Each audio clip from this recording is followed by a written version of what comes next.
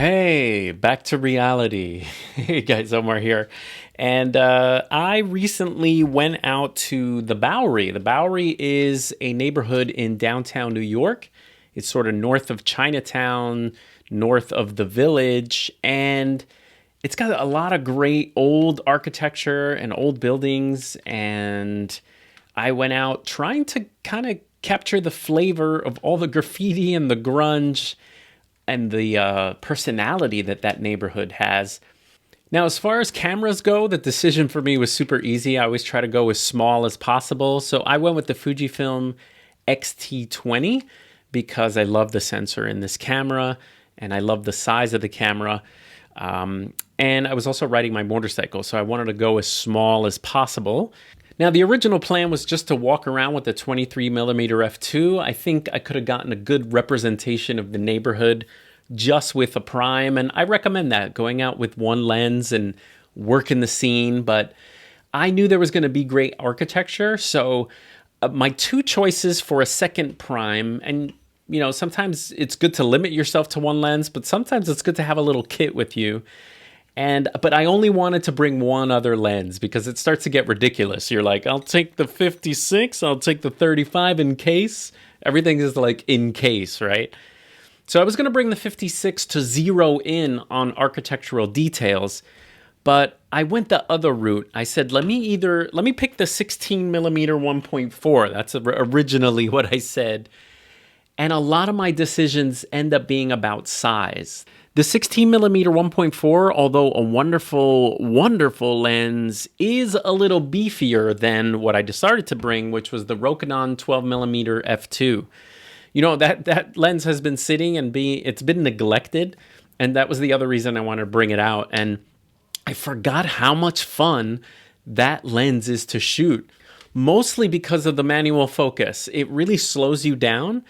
And what's great is to shoot with a manual focus lens on Fujifilm is great because this little rear wheel back here, I just punch in, it zooms into the scene, and then I autofocus. I manually focus and then push the rear dial again, and then I could just shoot.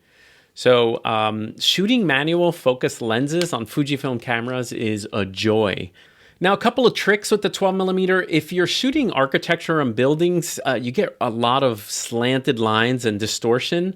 So in the computer, you can actually straighten out some of the buildings. Although they get a little elongated, like doors get longer and stuff, you can kind of fix some of the distortion if you're shooting full scenes. But I found that the best way to use the Rokinon is medium to close. It acts like any other prime. It gets blurry backgrounds at f2.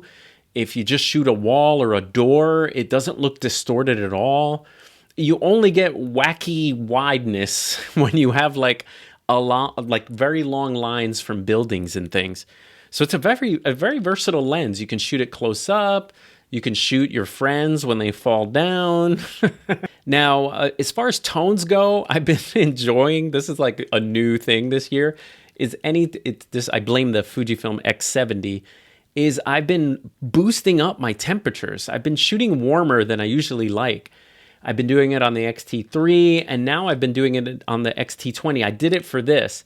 So I was at like 56, almost 6,000 Kelvin. And this is what a, straight out of camera JPEG looks like.